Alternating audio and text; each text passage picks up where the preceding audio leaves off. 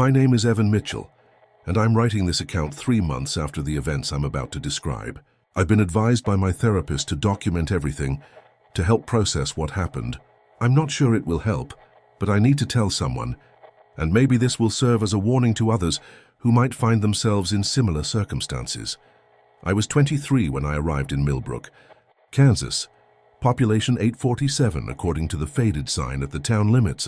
It wasn't a destination I'd chosen so much as a place where my rusted Honda Civic had finally given up. Steam billowing from under the hood on a stretch of Route 54 that seemed to extend into infinity in both directions. The nearest mechanic was closed for the weekend, and my savings account held exactly $37 and change. The diner appeared like a mirage through the heat shimmer, chrome siding dulled by decades of prairie dust, a neon sign that read Mel's All-Night Diner in letters that flickered erratically, some dark entirely. The building looked like it had been transplanted from 1955 and left to weather the Kansas winds ever since. It sat alone beside the highway, surrounded by an ocean of wheat that stretched to every horizon, broken only by the occasional grain elevator or farmhouse in the distance. Inside, the smell hit me first: burnt coffee, fryer oil, and something else I couldn't identify, something stale and lingering. The interior matched the exterior's vintage aesthetic: red vinyl booths with duct-taped tiers, a counter with chrome stools, and a jukebox in the corner that looked like it hadn't played a song since the Eisenhower administration. The linoleum floor bore the scuff marks of countless boots, and the fluorescent lights hummed with an irregular rhythm that made my eye twitch. Behind the counter stood a woman in her 60s, grey hair pulled back in a practical bun, wearing a stained apron over a blue waitress uniform. Her name tag read Doris, and her eyes held the tired wisdom of someone who'd seen too much of life's harder edges. "You looking for work or just coffee?" she asked, not looking up from wiping down the already clean counter. "Work, actually. My car broke down and I'm kind of stranded until I can afford to fix it." She studied me then, taking in my wrinkled clothes and the desperation I was trying to hide. "Can you work nights?" "Graveyard shift, 11 to 7. Most folks don't last long on the overnight." "I can work any shift you need." She nodded slowly, then reached under the counter and pulled out a laminated sheet of paper. "These are the night shift rules. Read them over, memorize them, and follow them exactly. No exceptions." I took the sheet, glancing at the title, Night Shift Rules, Mel's All-Night Diner. Below it, 9 rules were listed in neat, typed text. Keep the jukebox unplugged after midnight. Never refill coffee for the man in the black hat. Don't unlock the doors after 3:17 a.m., no matter who asks. If the lights flicker, don't look out the windows. If the payphone rings between 2 and 4 a.m., let it ring. Do not answer. The coffee pot in the back room stays empty after 1 a.m. Never acknowledge the woman who sits in booth 7 after midnight. If you hear music from the jukebox while it's unplugged, don't move until it stops. Count the customers every hour. If there are more than you served, close your eyes and count again. I couldn't help but chuckle. Is this some kind of initiation thing? Like fraternity hazing for diner workers? Doris's expression didn't change. "You think this is funny?" "Well, I mean, don't refill coffee for the man in the black hat. Never acknowledge the woman in booth 7. It sounds like something out of a ghost story." She took the sheet back from my hands, folded it carefully, and slipped it into the front pocket of my shirt. "Kid, I've been running this place for 32 years. I've hired maybe 40 people for the night shift in that time. You know how many are still alive?" The casual way she said "still alive" made my stomach clench. What do you mean?" 7. 7 are still alive, and only because they followed the rules." She leaned across the counter, her voice dropping to barely above a whisper. "This isn't hazing, son. This is survival. You want the job, you follow the rules. Every single one, every single night. No exceptions, no questions, no testing to see what happens if you break them. Are we clear?" I stared at her weathered face, searching for any sign that this was an elaborate joke. I found none. The fluorescent light above us flickered once, and I noticed Doris's eyes immediately dart toward the windows before snapping back to me. "Crystal clear," I said, though my mouth had gone dry. "Good, you start tonight. Kyle will train you. He's been here a few months now. And Evan," She waited until I met her eyes again. "Welcome to Mel's. I hope you're one of the smart ones." My first night at Mel's passed in a blur of learning the coffee machine, memorizing where everything was stored, and getting acquainted with Kyle Brennan, the line cook, who would be my only companion during the overnight hours. Kyle was maybe 25, with sandy hair and the kind of easy grin that suggested he'd never encountered a problem he couldn't charm his way out of. He'd been working at the diner for 3 months, he told me. Kyle seemed entirely too relaxed for someone who'd presumably been given the same rule sheet I'd received. "Don't tell me Doris gave you the spook list," he said around 11:30, nodding toward the laminated sheet I'd been studying. "That old broad loves her ghost stories. Been trying to scare the newbies for decades, I bet. You don't follow the rules?" Kyle laughed, a sound that echoed strangely in the empty diner. "I mean, I keep the jukebox unplugged because it's old and probably a fire hazard. And I don't answer the payphone because who the hell calls a diner at 3 in the morning? But all that supernatural nonsense. Come on, man. We're in Kansas, not some Stephen King novel." I wanted to believe him. The rational part of my mind, the part that had gotten me through 3 years of college before I'd run out of money, agreed completely. The rules did sound absurd, but something about the way Doris had delivered them, the absolute seriousness in her voice when she'd mentioned the body count, kept me on edge. The dinner rush, such as it was, consisted of 5 customers, 3 truckers, a farmer heading home late from market, and a woman traveling with 2 young children who looked like they hadn't slept in days. Normal people with normal problems, eating normal food in a perfectly ordinary diner. "By midnight we were alone, see?" Kyle said, gesturing around the empty restaurant. "Just another boring night in the middle of nowhere. No ghosts, no mysterious strangers, no supernatural." He was interrupted by the slow, deliberate sound of gravel crunching in the parking lot. We both looked toward the windows, but the angle made it impossible to see what had arrived. A few seconds later, footsteps approached the front door. The clock on the wall read 3:16 a.m. "We're about to close," Kyle called toward the door, but there was no response. The footsteps stopped directly in front of the entrance. I found myself reaching for the rule sheet in my pocket, my heart beginning to race for reasons I couldn't articulate. Rule number 3 echoed in my mind.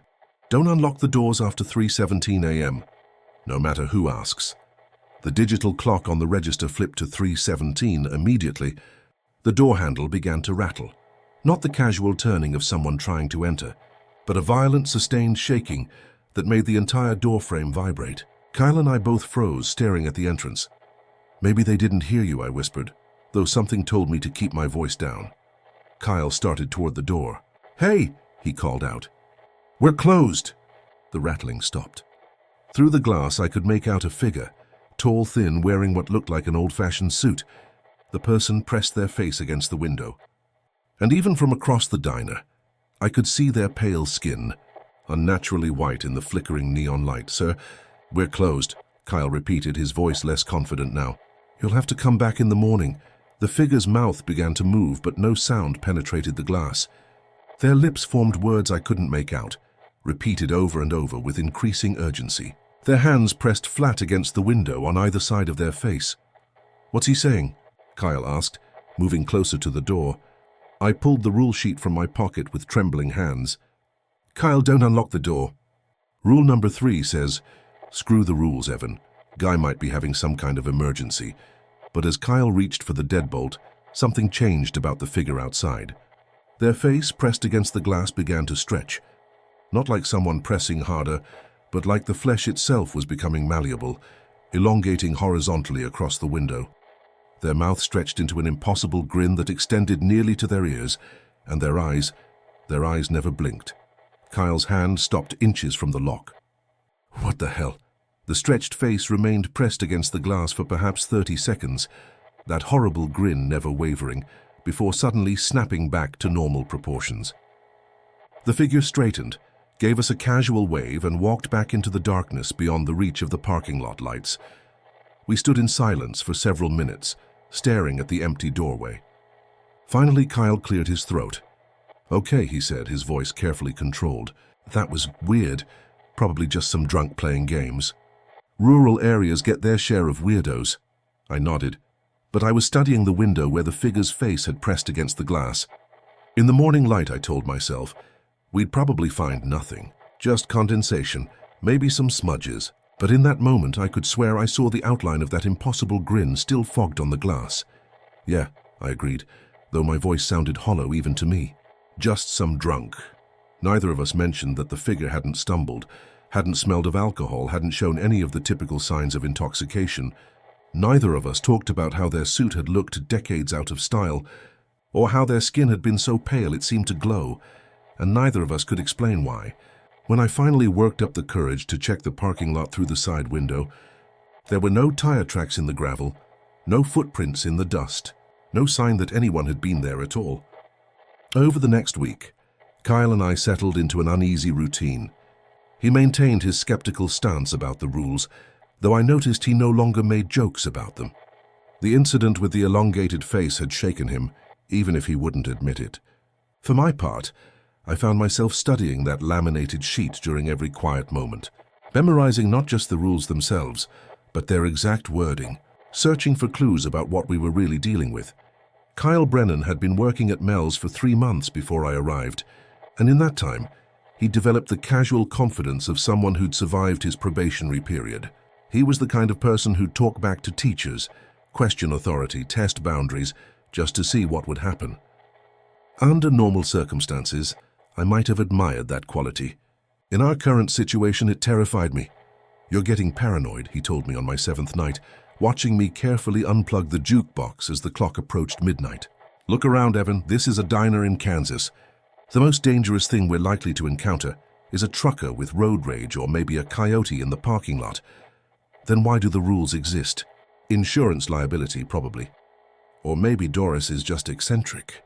Small-town business owners develop weird quirks after decades of dealing with the public." He gestured toward the payphone, mounted on the wall near the restrooms. "I mean, come on, don't answer the phone between 2 and 4? That's not supernatural, that's just good customer service. What kind of legitimate call comes in at 3 in the morning?" As if summoned by his words, the payphone began to ring. The sound cut through the diner's ambient hum like a knife. I checked the clock. 2:47 a.m. Kyle and I both stared at the phone, its shrill bell echoing off the chrome and vinyl. "Don't answer it," I said, pulling the rule sheet from my pocket. "Rule number 5 is bullshit," Kyle finished, pushing past me toward the phone. "Watch this." The phone continued its insistent ringing as Kyle approached. I wanted to tackle him, to physically prevent him from breaking the rule. But something held me frozen in place, not courage, but a terrible certainty that I was about to witness something I didn't want to see. Kyle lifted the receiver on the 8th ring. "Mel's all-night diner," he said, his voice carrying that cocky confidence I'd come to dread. "We're open 24 hours, but if this is some prank call..." His expression changed immediately. The grin faded from his face, replaced by confusion, then growing alarm. He held the receiver away from his ear, staring at it as if it had turned into a snake. "What is it?" I whispered. Kyle's face had gone pale. He pressed the receiver back to his ear, listening intently. After a moment, he spoke again, but his voice was different, smaller, uncertain. "Hello? Who is this?" Another pause. Kyle's free hand began to tremble. That's not possible," he said into the phone. "This is some kind of joke, right? Some kind of recording?" I moved closer, trying to hear what was being said on the other end of the line. But Kyle suddenly slammed the receiver back onto its cradle. The diner fell silent, except for the hum of the fluorescent lights and the distant sound of wind in the wheat fields. "What did they say?" I asked. Kyle stood with his back to me, one hand still resting on the phone. His shoulders were tense, and I could see his reflection in the chrome napkin dispenser, his eyes wide, his mouth slightly open. "Kyle?" He turned around, and for a moment, he looked like he was going to be sick. Then slowly his usual grin returned, though it seemed forced now, brittle around the edges. "Nothing," he said. "Just some kid playing games. Probably recorded my voice earlier and played it back to freak me out. You know how these pranks work. What exactly did you hear? Doesn't matter. It was just a prank." But his voice carried no conviction, and he kept glancing back at the payphone, as if it might ring again at any moment. I waited until Kyle went into the kitchen to prep for the morning rush before examining the phone more closely. The receiver looked normal, black plastic, slightly worn from decades of use. But as I leaned in to inspect it, I noticed something that made my blood run cold. There were scratches on the handset. Not random scuffs from normal wear, but deliberate gouges that looked like they'd been made by fingernails. The marks were fresh, cutting through the accumulated grime and revealing the plastic underneath. They formed a pattern that took me a moment to recognize, 5 parallel lines, repeated several times around the receiver's circumference. Claw marks. I looked back toward the kitchen, where I could hear Kyle moving around with unusual agitation, banging pots and utensils more forcefully than necessary. When he emerged 20 minutes later, he avoided making eye contact, focusing intently on cleaning equipment that was already spotless. "Kyle," I said carefully, "what did the voice on the phone really say?" He stopped wiping down the counter and looked at me directly for the first time since hanging up the phone. In that moment, I saw something in his eyes I'd never seen before, genuine fear. "It said," he began, then stopped, shaking his head. "No, it was just a prank. Some kid with a recording." "What did it say?" Kyle set down the towel and gripped the edge of the counter. His knuckles were white. It said, "I'm right behind you," in my own voice. Exactly my voice, Evan. Not similar, not close, identical. Like I was talking to myself. He looked toward the payphone, then quickly away. And when I turned around to look, I could swear I saw... But that's impossible. It was just the reflection in the chrome, playing tricks. "What did you see?" "Nothing. Just shadows and reflections." The mind plays tricks when you're tired, but I noticed that for the rest of the night, Kyle positioned himself so he could always see behind him, and he never turned his back to the payphone again. More telling, when 4 a.m. passed and the phone remained silent, I saw his shoulders relax for the first time in over an hour. The rules weren't suggestions, I realized. They weren't insurance policies or quirky traditions or the eccentricities of a long-time business owner. They were survival instructions, written by people who'd learned the hard way what happened when you ignored them. The incident with the payphone marked a turning point. Kyle still maintained his skeptical facade during our conversations, but I caught him studying the rule sheet when he thought I wasn't looking. More significantly, he'd developed nervous habits, checking locks repeatedly, glancing over his shoulder, and jumping at sounds that had never bothered him before. The cocky confidence that had defined him was cracking, and something much more vulnerable was showing through. For my part, I'd moved beyond simple compliance with the rules to active investigation. During slow periods, I began exploring the diner more thoroughly, searching for clues about its history and the origins of our mysterious instructions. The building was larger than it appeared from the outside, with a storage room, employee break area, and manager's office extending behind the main dining area. It was in the storage room, while looking for extra napkin dispensers, that I made my first significant discovery. The room smelled of dust and old cardboard, lit by a single bare bulb that cast harsh shadows between the shelves of supplies. Most of the boxes contained exactly what you'd expect: paper products, cleaning supplies, backup equipment for the kitchen. But tucked behind a stack of syrup containers, I found a metal filing cabinet with a lock that had long since broken. The top drawer contained normal business records, tax documents, supplier invoices, employee timesheets dating back several years. But the bottom drawer held something much more interesting: a collection of notebooks, journals, and loose papers that appeared to be personal accounts from previous night shift employees. The earliest entry I could find was dated 15 years ago, written in careful cursive handwriting. "Third week at Mel's. Doris gave me the rules, same as everyone, I guess. Thought they were crazy at first. Tonight the jukebox played Love Me Tender 3 times in a row, even though I'd unplugged it like rule number 1 says. Sat perfectly still until it stopped. Jimmy thinks I'm being paranoid, but I remember what happened to Marcus. Following every rule from now on. Sarah." I flipped through more entries, finding accounts from dozens of different people over the years. The handwriting changed, the dates progressed, but the content remained disturbingly consistent. References to the man in the black hat, who appeared sporadically but never ordered anything except coffee. Descriptions of the woman in booth 7, who would sit motionless for hours, never aging, never speaking. Multiple accounts of the 3:17 a.m. visitors and the terrible consequences of letting them inside. One entry, written in shaky block letters, made my hands tremble. Day 47, Kyle broke rule number 4 last night. Looked out the window when the lights flickered. Started screaming about faces in the wheat. said they were calling his name, had to hold him down to stop him from running outside. This morning he says he doesn't remember, but his eyes are different now, darker. Sometimes when he thinks I'm not looking, I catch him staring at the door locks. I think whatever he saw out there is still with him. I don't know what to do. Jennifer. The entry was dated 8 months ago. I checked the employee records in the top drawer and found Jennifer Martinez listed as a night shift worker, terminated after 7 weeks for abandonment of position.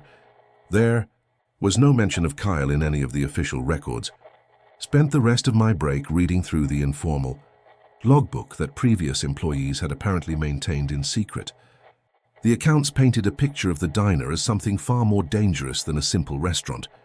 According to these witnesses, Mel's all-night diner sat on what multiple people described as thin ground, a place where the normal rules of reality wore thin after dark, allowing things from elsewhere to press against our world. The rules weren't arbitrary restrictions. They were a carefully developed protocol, refined over decades of trial and error, designed to maintain the delicate balance that kept both the employees and the customers safe. Each rule addressed a specific threat, though the nature of those threats was only hinted at in the fragmentary accounts I was reading. The most unsettling discovery was a list tucked into the back of the most recent notebook, a handwritten roster of night shift employees with dates of hire and, in too many cases, dates of disappearance. The list went back 20 years and included 43 names. Of those, 36 were marked as missing, disappeared, or simply gone. 7 names were marked survived, transferred to day shift. I was studying this list when I heard footsteps in the main dining area. Quickly, I shoved the notebooks back into the filing cabinet and returned to the front of the diner, where Kyle was setting up for the coffee service. "Where'd you go?" he asked, and I noticed his voice carried a new edge of anxiety whenever I was out of sight. "Just looking for supplies," I said. "Kyle, how long did you say you'd been working here?" 3 months. Why? I wanted to tell him what I'd found, wanted to show him the roster with its grim statistics and the accounts from previous workers. But something held me back, a growing suspicion that Kyle's version of events might not be entirely accurate. No reason. Just curious about the turnover rate. That night, as we went through our usual routines, I found myself watching Kyle more carefully. He followed the rules now, I noticed, but with the mechanical precision of someone going through motions rather than the careful attention of someone who understood their importance. And occasionally, when he thought I wasn't looking, I caught him staring at the windows with an expression I couldn't quite read. When the lights flickered at 2:30 a.m., a brief, barely noticeable dimming, Kyle's reaction was immediate and violent. He spun away from the windows so fast, he nearly knocked over a coffee pot, his face pale and his breathing rapid. "Just a power fluctuation," he said. But he kept his eyes firmly fixed on the floor until the lights steadied. I remembered rule number 4. If the lights flicker, don't look out the windows. And I remembered the account I'd read about a previous Kyle, who'd broken that rule and been forever changed by what he'd seen. Looking at my co-worker now, really looking at him, I began to notice things that should have been obvious before. His eyes were indeed darker than they'd been on my first night. Though the change had been so gradual, I'd attributed it to fatigue. His movements had taken on a fluid quality that didn't quite match his personality. And sometimes when he smiled, I could swear I saw too many teeth. It was during my 3rd week at Mel's that I first encountered Harlan Ketchum, though I wouldn't learn his name until much later. He appeared on a Tuesday night around 1:30 a.m., materializing from the darkness beyond the parking lot lights, like a figure stepping out of the wheat fields themselves. I saw him approaching through the window, a tall, weathered man in his 70s, wearing a trucker's cap and a denim jacket that had seen better decades. Kyle was in the back restocking supplies when the man entered, the door chime announcing his arrival with its familiar ding. He moved with the careful gait of someone whose joints had logged too many miles, but his eyes were sharp and alert as they swept the diner's interior. "Coffee, please," he said, settling into the booth farthest from the windows. "Black?" I poured his cup and set it down, noticing the way he positioned himself to keep both the front door and the kitchen entrance in his line of sight. His hands were gnarled with age and hard work, but they remained perfectly steady as he lifted the coffee to his lips. "First time seeing you here," I said. making conversation during what had been a quiet night. "First time you've been here when I've come through," he replied. "I make this run maybe once a month. Always the same route, always the same time.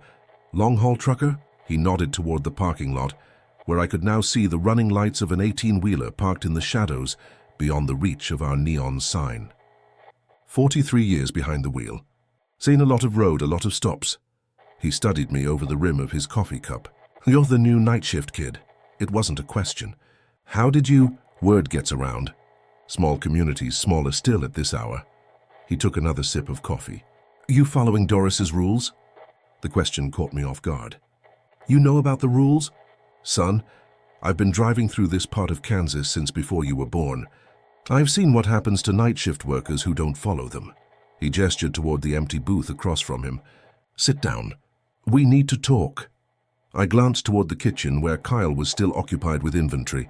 Something about the old trucker's tone suggested this was a conversation best kept private. "I can't leave the counter unattended," I said. "Your friend back there isn't going anywhere. And it's past the witching hour anyway. Anyone else comes through that door, you'll want to be following rule number 3 regardless." He fixed me with a stare that seemed to look straight through me. "Sit down, Evan." The use of my name decided it. I grabbed the coffee pot and walked to his booth, refilling his cup as I slid into the seat across from him. "How do you know my name?" "Same way I know you found Jennifer's notebooks in the back room. Same way I know your coworker Kyle isn't exactly the same person who answered my questions 3 months ago." He leaned forward, lowering his voice. "This place has a way of getting talked about among folks who drive the night roads. We keep track of who's working where, who's missing, who's changed. Changed how?" Harlan was quiet for a long moment, staring into his coffee as if reading tea leaves. "You ever wonder why Doris only hires for the night shift? Why she never works these hours herself anymore? I assumed it was just she used to work nights. 25 years ago, when her husband first bought this place, Mel Kowalski, the original owner, disappeared one night in '99. Found his car in the parking lot, keys still in the ignition, coffee still warm on the counter. Never found him." He traced the rim of his cup with one finger. "Doris took over the business, but she learned real quick that some jobs are too dangerous for the person in charge." "What exactly is this place?" "Crossroads," he said simply. "Some places, the barriers between what is and what might be get thin. Usually it's places where tragedy happened, or where the land itself has been disturbed. This stretch of highway, this particular patch of ground, it's been a way station for things that shouldn't exist for longer than anyone remembers." I felt a chill run down my spine. "What kind of things?" "The kind that follow rules of their own, mostly. They can't just take what they want. There are older laws that govern these interactions. But they can wait and they can test, and they can try to trick folks into making mistakes." He met my eyes. "The rules Doris gave you?" "They're not her rules. They're the terms of a treaty that's been negotiated over decades of loss and trial and error." "A treaty with what?" "Things that were here before the highway, before the wheat, before the settlers. Things that remember when this land was different." He finished his coffee and set the cup down with deliberate care. "They can't cross the threshold uninvited after 3:17. They can't take someone who doesn't answer their calls. They can't claim someone who doesn't look when they're not supposed to look, doesn't move when they're supposed to be still. But if someone breaks the rules," Harlan's expression darkened, "then the treaty is void, at least for that person, and things that have been waiting patiently for their chance get to collect what they're owed." I thought about Kyle, about his changed eyes and strange behavior since the phone call. "What happens to people who get collected?" "Depends on which rules they broke and how badly. Sometimes they just disappear, vanish like Mel did, never to be seen again. Sometimes they get replaced." He stood up, pulling a few dollar bills from his pocket and leaving them on the table. "And sometimes they come back, but they're not quite the same person who left." "Harlan," I called as he started toward the door, realizing I'd somehow learned his name during our conversation. "How do you know so much about all this?" He paused with his hand on the door handle. "Because I used to work the night shift myself. Back in '78. Lasted 6 months before I was smart enough to quit and find a different way to make a living." He looked back at me with something that might have been pity. "I was one of the lucky ones, kid. I followed the rules, kept my head down, and got out before the land decided it wanted to keep me. Any advice?" "Yeah, when the jukebox plays on its own and it will, don't dance. Don't tap your foot. Don't nod your head, don't even think about the rhythm. Pretend you're made of stone until it stops. He opened the door, letting in the cool night air and the sound of wheat rustling in the wind. And whatever you do, don't trust everything your coworker tells you. Some of the things that come back look exactly like the people who left, but they're not. They remember how to act human, but they're following different rules now. After he left, I sat in the empty diner, processing what I'd learned. The notebook entries made more sense now. They weren't just accounts of strange experiences, but documentation of an ongoing supernatural conflict with established rules and consequences. More troubling was Harlan's warning about Kyle. I thought back over the past few weeks, trying to remember exactly when Kyle's behavior had started to change. The phone call had been the obvious turning point, but now that I was paying attention, I could trace smaller changes back even further. When had his eyes started getting darker? When had his smile started looking just slightly wrong? And most importantly, if Kyle had been collected and replaced, what did that mean for my own safety? From the kitchen came the sound of Kyle humming, a tune I didn't recognize, something that seemed to echo strangely in the confined space. I found myself listening carefully to the melody, and with growing alarm, realized it sounded like the song that had been playing from the jukebox on my first night, even though the machine had been unplugged. Rule number 8 echoed in my mind. If you hear music from the jukebox while it's unplugged, don't move until it stops. But this wasn't coming from the jukebox. This was coming from Kyle, and I had no idea what rule governed that situation. The revelation about Kyle's true nature, or what he might have become, transformed every interaction into a minefield of uncertainty. I found myself analyzing his every word, gesture, and expression for signs of the humanity I'd initially known versus whatever might have taken his place. The worst part was that most of the time, he seemed completely normal. The same easy laugh, the same casual attitude toward work, the same tendency to complain about difficult customers. If Harlan hadn't warned me, I might never have noticed the subtle wrongness that had crept into his behavior. But now that I was looking for it, the signs were everywhere. Kyle's eating habits had changed. I'd never seen him consume anything more substantial than coffee and the occasional piece of toast during our shifts, despite the ready availability of diner food. When I mentioned this, he claimed he'd been trying to lose weight, but I noticed he'd actually gotten thinner since I'd started working there. Not healthy or thin, but gaunt, as if something essential was being slowly drained from him. His knowledge of the diner's operations had also shifted in odd ways.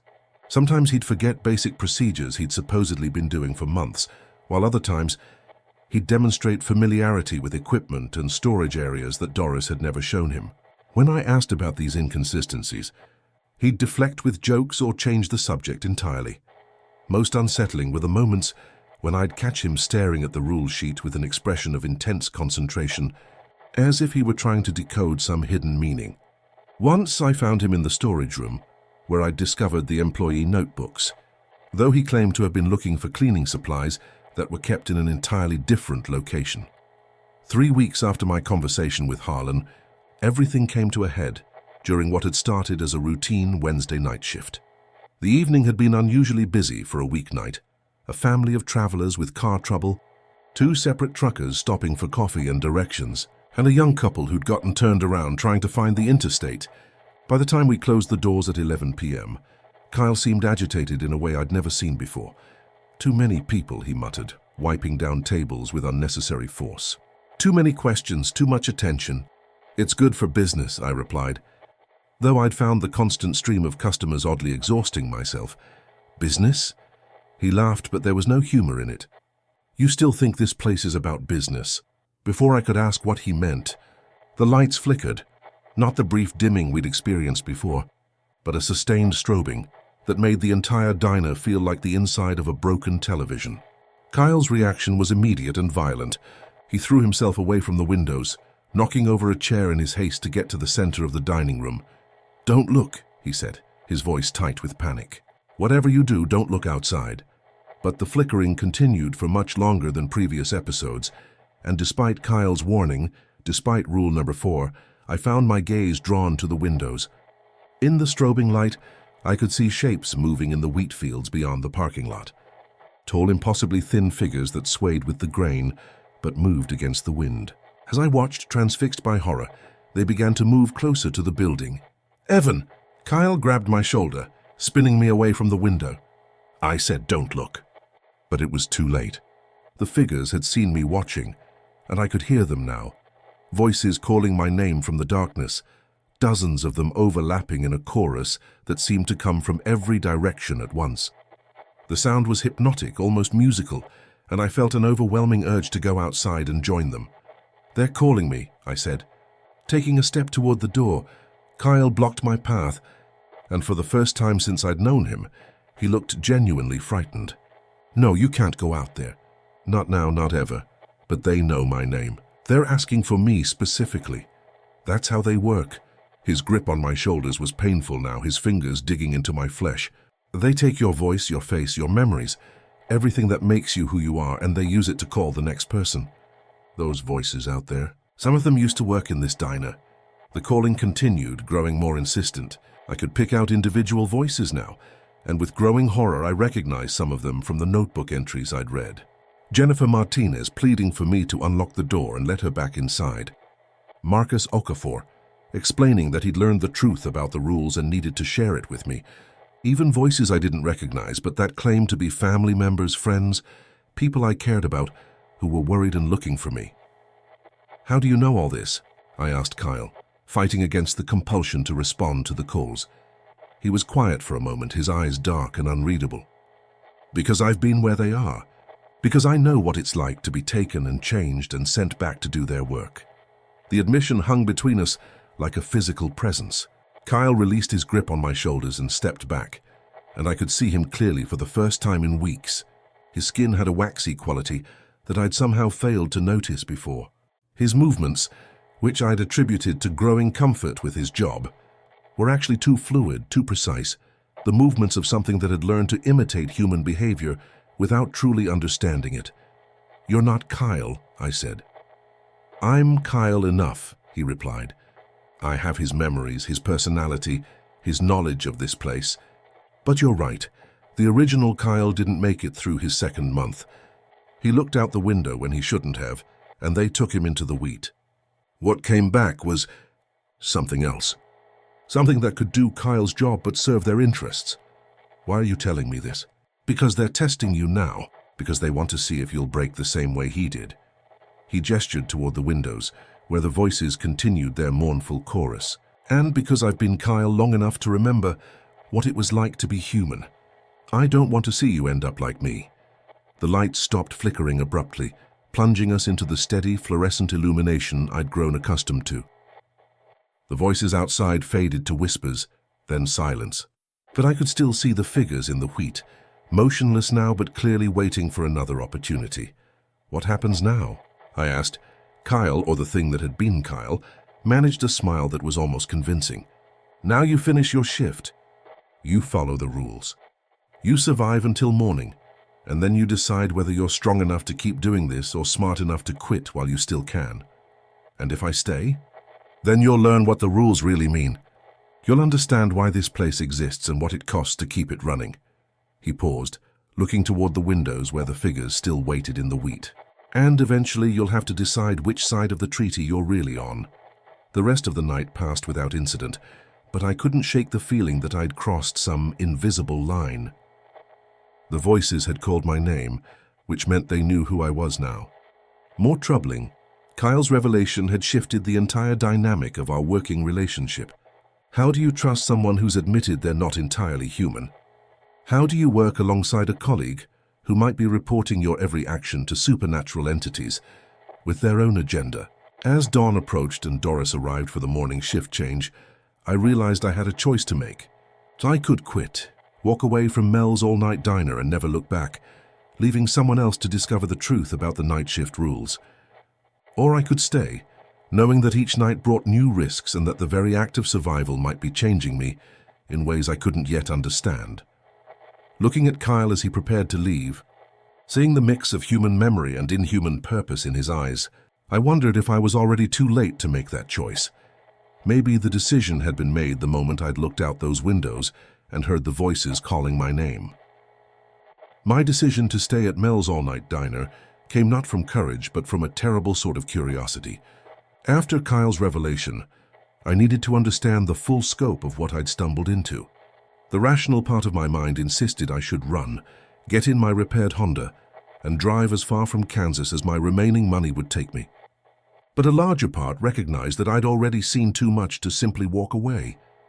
The voices in the wheat knew my name now, and I suspected that running would only delay the inevitable confrontation. Kyle and I developed an uneasy working relationship over the following weeks. He continued to perform his duties with mechanical precision, but there was a guardedness in his manner now, as if he were constantly evaluating my reactions and reporting them to some unseen authority. For my part, I studied him like a specimen, trying to understand exactly what he'd become and what that might mean for my own future. The crisis came on a Friday night in early October. During what should have been a routine shift, the evening had been unusually quiet.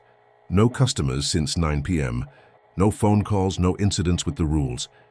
Kyle seemed more agitated than usual, frequently checking the clock and glancing toward the windows with an expression I couldn't read.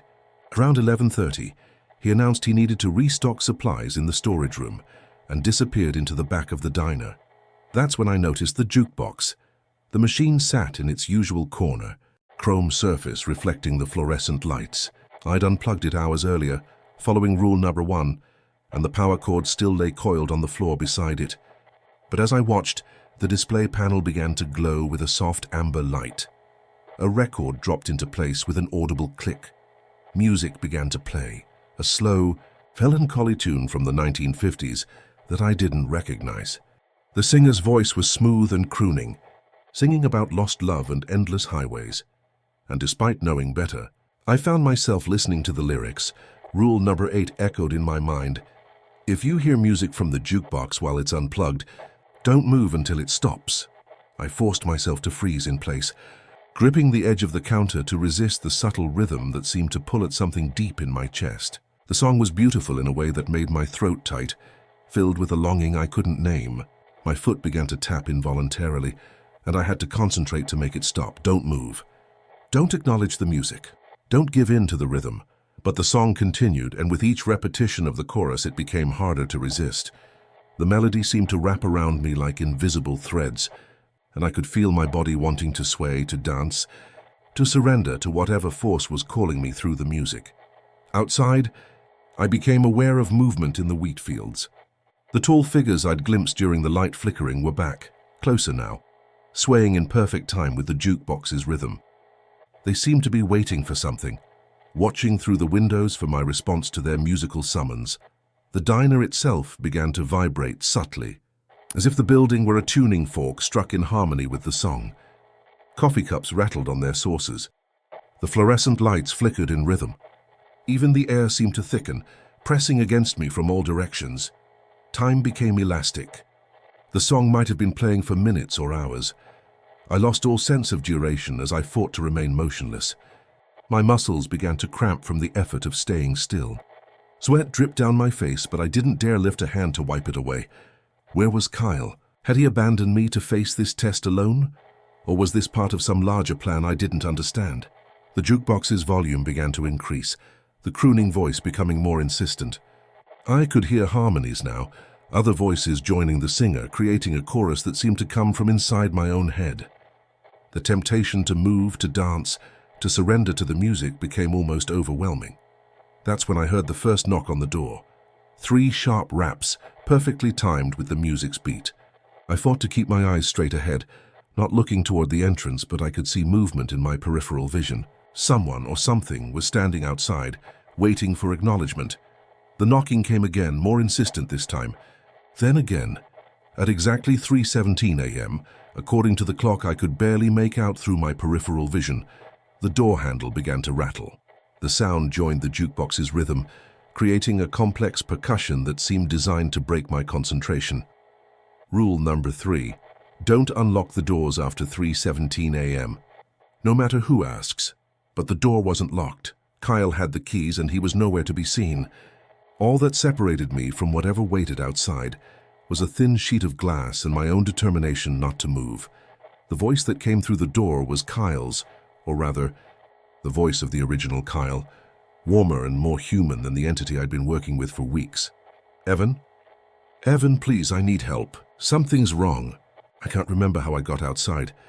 Every instinct screamed at me to help him, to unlock the door and let him back inside. But I remembered Harlan's warnings about things that looked like people you knew, and I forced myself to remain perfectly still. "I'm hurt," Kyle's voice continued, now carrying a note of genuine pain. "There's something out here in the wheat. I tried to run, but it followed me. Please just open the door." The plea was heartbreaking in its authenticity. If I hadn't known what I knew, hadn't seen Kyle's eyes go dark and his humanity drain away, I would have broken rule number 3 without hesitation.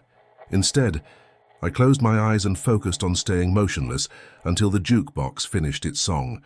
The music played on, seeming to build towards some crescendo that never quite arrived. Kyle's voice outside became more desperate, then angry, then began to change in subtle ways, becoming too deep, too resonant, carrying harmonics that no human throat could produce. Other voices joined him. Jennifer Martinez pleading to be let back inside. Marcus Okafor explaining that the rules were lies designed to trap us. Dozens of previous night shift workers, all begging, threatening, cajoling, trying to convince me to move, to dance, to open the door, to break the rules that were the only things standing between me and whatever fate had claimed them. Through it all, I held myself rigid, fighting against every impulse to respond. My muscles screamed in protest. My mind reeled with the effort of staying focused. But slowly, gradually, the music began to fade. The jukebox's amber display dimmed. The voices outside grew quieter, then fell silent. The pressure in the air lessened, and the building's vibrations ceased. When I finally dared to open my eyes, the diner was back to normal. The jukebox sat dark and silent in its corner, power cord still coiled on the floor. Outside the windows, the wheat fields were empty and still. Kyle emerged from the storage room a few minutes later, carrying a box of napkins and acting as if nothing unusual had happened. "Quiet night," he said, setting the box behind the counter. "Very quiet," I agreed, my voice hoarse from the effort of remaining silent. He studied my face for a moment, and I saw something flicker in his dark eyes. Approval, perhaps. A recognition of what I'd endured. "The hardest part is over," he said finally. "You've proven you can follow the rules when it really matters. They'll leave you alone for a while now." "How long is a while?" Kyle's smile was genuinely sad, carrying more humanity than I'd seen from him in weeks. "Long enough for you to decide whether you're going to be one of the survivors or one of the voices calling from the wheat." As dawn broke over the Kansas plains, I realized I'd passed some crucial test. But rather than feeling victorious, I felt hollow, changed in ways I couldn't yet articulate. The night shift at Mel's all-night diner wasn't just a job, it was a trial by fire that either destroyed you or transformed you into something capable of surviving. In a world where the normal rules didn't apply, I'd survive my first real test. But looking at Kyle, seeing what survival had cost him, I wondered if there was really any difference between the monsters in the wheat and the people who learned to live alongside them. The morning after my encounter with the possessed jukebox marked a subtle but significant shift in the atmosphere at Mel's all-night diner. When Doris arrived for her usual 7 a.m. shift change, she took one look at me, disheveled, exhausted, but still standing, and nodded with what might have been approval. "Coffee's still hot," I reported, my voice steadier than I'd expected it to be.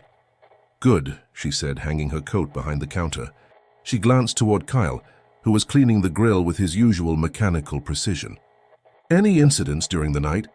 The question seemed routine, but I caught the weight behind it. "Nothing we couldn't handle." Doris's weathered face creased into what might have been a smile. "That's what I like to hear. You're learning."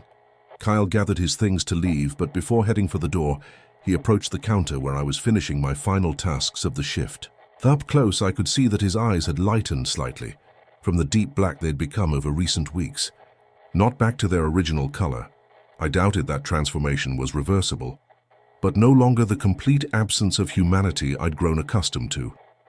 "You did well last night," he said quietly, so Doris wouldn't overhear. "Better than most. What happens now? Now you understand why the rules exist. Now you know what you're really protecting against."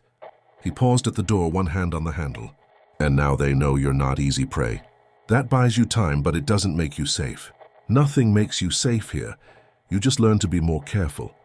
After Kyle left, I lingered longer than usual, helping Doris set up for the day shift and trying to process what I'd experienced.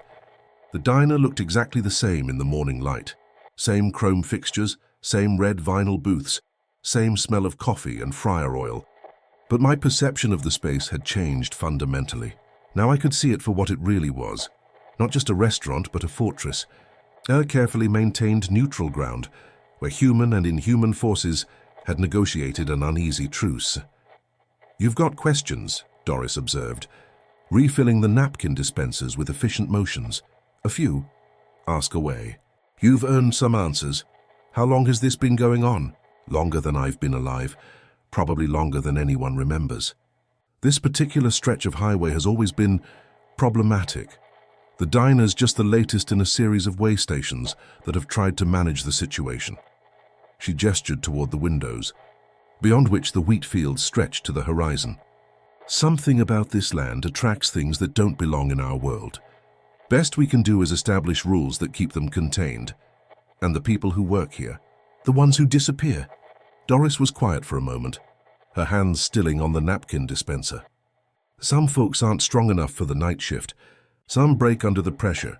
Some get careless. Some just can't accept what they're dealing with. And some..." She glanced toward the door Kyle had exited through. "Some find a different way to survive." "Kyle's not human anymore, is he?" "Kyle's complicated," she said carefully. "The original Kyle, the boy I hired 6 months ago, he made a mistake. Looked where he shouldn't have looked. Went where he shouldn't have gone. What came back looks like Kyle, talks like Kyle, remembers being Kyle. For all practical purposes, he is Kyle. Just more than Kyle ever was. Is that what happens to everyone who stays long enough? Not everyone. Some people are naturally resistant to the influence. Some develop immunity over time, and some find ways to adapt without losing themselves completely." She finished with the napkins and fixed me with a direct stare. "The question is, which category do you fall into?" I drove home that morning with Doris's question echoing in my mind. My small apartment above the hardware store felt surreal after 8 hours in the supernatural pressure cooker of the diner. Normal things, television, hot shower, microwave dinner, seemed almost absurdly mundane. How do you reconcile the existence of malevolent entities in wheat fields with the banality of daytime television? That afternoon, I found myself researching the history of Route 54 and the surrounding area. What I discovered was disturbing but not entirely surprising. The highway had an unusually high rate of disappearances and unexplained accidents, particularly during overnight hours. Local newspapers from the past century contained scattered reports of travelers who'd vanished without a trace, always somewhere along the stretch of road where Mel's now stood. More interesting were the older records, territorial-era documents and Native American oral histories that referenced the area as a thin place, where the boundary between worlds was permeable. According to these sources, various tribes had considered the land sacred but dangerous, suitable only for certain ritual purposes and never for permanent settlement. The diner itself had been built on the site of at least 3 previous establishments, a trading post from the 1890s, a gas station from the 1930s, and a truck stop from the 1960s. All had eventually closed under mysterious circumstances, usually involving the disappearance of staff members during overnight hours. I was still reading when my phone rang. The caller ID showed Kyle's number. "How are you feeling?" he asked without preamble. "Tired. Confused. Like I need to reevaluate everything I thought I knew about reality." "That's normal. The first real encounter changes you, opens up new ways of perceiving the world. You'll notice things now that you never saw before." As if to confirm his words, I glanced out my apartment window and saw something that made my blood run cold. In the alley behind the building, a figure stood motionless between 2 dumpsters. Too tall, too thin, wearing clothes that seemed decades out of style. It wasn't moving, wasn't doing anything threatening, but its presence felt deeply wrong. "Kyle," I said, not taking my eyes off the figure, "there's something outside my apartment." "Don't look directly at it," he said immediately. "And don't let it know you've seen it. They sometimes follow people home after a significant encounter, just to test boundaries." "What do I do?" "Nothing. Close the curtains, go about your business, pretend it's not there. It can't enter your home uninvited, and it will get bored and leave eventually. But this is important, Evan. It means they're taking you seriously now. You're not just another temporary night shift worker anymore. I closed the curtains as instructed, but I could feel the thing's presence for the rest of the day. A cold weight pressing against the edges of my consciousness. Only as evening approached did the sensation finally fade. That night, returning to Mel's for another shift, I noticed changes in my perception that went beyond simple paranoia. The wheat fields that bordered the parking lot no longer looked like ordinary farmland. They seemed to writhe with hidden movement, and I could swear I heard whispers in the wind that moved through the grain. The diner's neon sign flickered in patterns that seemed almost like Morse code. Though I couldn't decipher any message, most unsettling, I found myself understanding Kyle's inhuman nature not as something horrifying but as a form of adaptation. He'd found a way to survive in an environment that destroyed most people, even if the cost was his essential humanity. Looking at him as he prepared for the night service, I wondered if I was already beginning to change in similar ways. "Ready for another night?" he asked, and I noticed that his smile seemed more genuine now, warmer than it had been since his transformation, as ready as anyone can be for this job. That's the right attitude. Remember, follow the rules, trust your instincts, and don't try to understand everything at once. Some knowledge has to be earned gradually. As we settled into our routine, I realized that my relationship with Mel's all-night diner had fundamentally shifted. I was no longer a temporary employee marking time until something better came along. I was a guardian of sorts, one of the people responsible for maintaining the delicate balance that kept much darker forces at bay. The weight of that responsibility was both terrifying and oddly comforting. I'd found my place in a larger cosmic order, even if that place required me to spend my nights serving coffee to inhuman entities and following rules that defied rational explanation. Looking out at the wheat fields swaying in the night wind, I could see the figures waiting just beyond the reach of our lights. They would test me again, I was certain of that. But I was also certain that I would be ready for them. After all, I was learning the rules. And in this strange new world I discovered, the rules were the only things that mattered. 3 months have passed since I wrote the previous account, and I find myself in the peculiar position of being one of Mel's all-night diner's senior night shift employees. The irony isn't lost on me. In a job where the average tenure is measured in weeks rather than months, surviving a full season makes me something approaching a veteran. Kyle and I have developed an efficient working relationship built on mutual understanding of what we're protecting against. He's taught me to recognize the subtle signs that precede supernatural incidents, the way the fluorescent lights hum in specific frequencies, how the coffee tastes slightly metallic when reality is wearing thin, the particular quality of silence that falls over the wheat fields before something emerges from them. In return, I've helped him maintain whatever humanity he has left. We play cards during slow periods, discuss books and movies, engage in the small rituals of normalcy that keep both of us anchored to the world we're defending. Some nights, when the light hits him just right, I can almost forget what he's become. Other nights, when his eyes go completely black and he moves with that inhuman fluidity, I'm reminded that my colleague is as much a product of this place's influence as the things we're guarding against. I've also taken on the informal responsibility of maintaining the record that previous night shift employees started in the storage room. Each week I add new observations to the notebooks, patterns in the supernatural activity, refinements to the rules based on close calls and near misses, descriptions of new entities that have tested our defenses.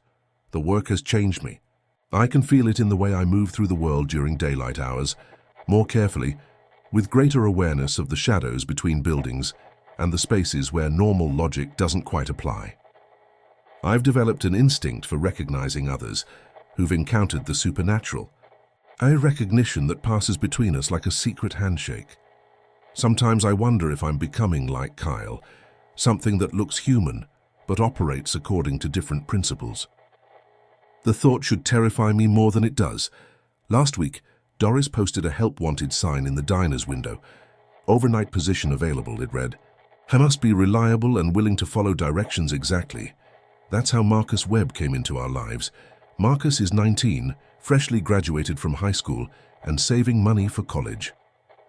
He has the kind of earnest enthusiasm that I remember having when I was his age, before life taught me that the world contained darker corners than I'd imagined. When Doris interviewed him, I could see her going through the same evaluation process she'd used with me, assessing his desperation, his flexibility, his potential for survival. She hired him on the spot, Marcus. "Meet Evan," she said on his first night, gesturing toward me as I emerged from the storage room with an armload of coffee filters. "Evan's been with us for a while now. He'll show you the ropes." Marcus extended his hand with a confident smile. "Great to meet you. I'm really looking forward to this job. Heard you guys have quite a set of rules for the night shift." I shook his hand and felt a familiar pang of sympathy for what he was about to experience. "That's right. Very important that you follow them exactly." Doris mentioned that. "Seems a little excessive, but I guess every workplace has its quirks." Kyle emerged from the kitchen, wiping his hands on a towel, and I watched Marcus's face as he got his first look at my transformed colleague. To his credit, Marcus didn't react visibly to Kyle's slightly too dark eyes, or the subtle wrongness in his movements. Either he was particularly unobservant, or he had better instincts than most. "Welcome to Mel's," Kyle said, his voice carrying just enough warmth to seem normal. "Hope you're a quick learner." As I handed Marcus his copy of the laminated rule sheet, I found myself in the strange position of being the experienced mentor rather than the bewildered newcomer. I watched him read through the list with the same mixture of confusion and skepticism I'd felt 3 months earlier, and I remembered Doris doing the same thing with me. "Some of these seem pretty specific," Marcus observed, "like why 3:17 a.m.? Why not just say, don't unlock the doors after 3 a.m.? "The specificity matters," I replied, settling into the teaching role more naturally than I'd expected. "Each rule exists for a reason, and the details are important. You'll understand better after you've been here a while. And people actually follow all of these, even the weird ones about not answering the payphone." Kyle and I exchanged a glance. "Especially the weird ones," Kyle said. "Trust us on that." Marcus's first week passed without major incident. He followed the rules with the careful attention of someone trying to make a good impression, though I could tell he still thought they were arbitrary workplace policies rather than survival instructions. I found myself watching him the way Doris had watched me, looking for signs of how he might handle his first real supernatural encounter. The test came on a Thursday night during his second week, when the jukebox began to glow while unplugged. I was in the storage room when I heard the music start, the same melancholy tune that had nearly broken my resolve months earlier. By the time I reached the main dining area, Marcus was standing transfixed in the center of the room, his foot tapping in rhythm with the song. "Marcus," I said sharply, "stop moving. Right now." He looked at me with confusion, his foot still keeping time with the music. "What's wrong?" "It's just a song. Rule number 8, I reminded him. "If you hear music from the jukebox while it's unplugged, don't move until it stops. But it's not hurting anything. It's actually kind of pretty." I could see the same glazed expression in his eyes that I'd felt creeping over me during my own test. The music was working its influence on him, drawing him into its rhythm, preparing him for whatever came next. Kyle appeared beside me, moving with the fluid grace that marked his inhuman nature. "Marcus," he said, his voice carrying an authority that seemed to cut through the musical enchantment. "Stop moving. Look at me." Marcus's gaze snapped to Kyle's face, and I saw him register the complete blackness of Kyle's eyes, the subtle wrongness that marked him as something other than human. The shock was enough to break the spell. Marcus froze in place, his foot finally stopping its rhythmic tapping. "Don't move," Kyle continued, his voice now gentle but implacable. "Don't dance, don't sway, don't even nod your head. Stay perfectly still until the music stops." We stood together in the center of the diner as the jukebox played its haunting melody, 3 figures locked in motionless tableau. I could see the strain on Marcus's face as he fought the urge to move, the confusion and growing fear as he began to understand that something genuinely supernatural was happening. The music seemed to go on forever, building to crescendos that never quite resolved, weaving hypnotic patterns designed to break our concentration. Outside, I could see the familiar figures gathering in the wheat fields, swaying in time with the rhythm, waiting for one of us to give in to the compulsion to dance. Finally, blessedly, the song faded to silence, The jukebox's amber display dimmed and went dark. The pressure in the air lifted, and the figures outside melted back into the grain. Marcus sagged against the counter, breathing hard. "What the hell was that?" "That," I said, retrieving his rule sheet from where he'd dropped it, "was why we follow the rules. Exactly, completely, without question." Kyle had already returned to his normal appearance, his eyes lightening to their usual dark brown, his movements becoming more recognizably human. "You did well for your first real test," he told Marcus. "Better than most." "Test?" Marcus's voice was shaky. "That was a test?" "They all are," I replied, remembering Harlan's words from months ago. "Every night, every rule, every strange occurrence. This place tests people constantly, looking for weakness, for someone who will break under pressure. What happens if you fail?" Kyle and I exchanged another glance. "Some people disappear," I said carefully. "Others get replaced by things that look like them, but aren't quite right. And some adapt in ways that let them keep working here, even if they're not entirely human anymore." Marcus stared at us both for a long moment, processing the implications. I could see him weighing his options. Flee from this inexplicable situation and try to find a normal job, or accept that he'd stumbled into something far stranger and more dangerous than he'd bargained for. "So if I stay," he said finally, "I need to follow every rule, no matter how crazy it seems. Every rule, every time, without exception." He picked up the laminated sheet and read through it again, this time with the gravity it deserved. "And if I don't stay?" "Then you become another person who couldn't handle the night shift at Mel's," I replied. "We'll post another help wanted sign, and someone else will take your place." Marcus nodded slowly, folding the rule sheet and slipping it into his shirt pocket. "Then I guess I better learn these rules really well. As I write this account, Marcus is completing his 3rd week at Mel's all-night diner. He follows the rules with religious devotion now, having learned firsthand what the consequences of deviation might be. Kyle has taken him under his wing in the same way he once guided me, and I find myself in the position of senior mentor, passing down the accumulated wisdom of survival in a place where the normal laws of reality don't apply. The cycle continues. Someone arrives desperate for work, gets tested by forces beyond their understanding, and either adapts or gets replaced by the next desperate soul. Those who survive long enough become part of the system, guardians of a delicate balance that keeps much darker things from spreading beyond the wheat fields of rural Kansas. I don't know how long I'll last at this job. Sometimes I catch myself moving with Kyle's fluid grace, or notice that my eyes seem darker in mirrors than they used to be. The changes come gradually, almost imperceptibly, but they're real.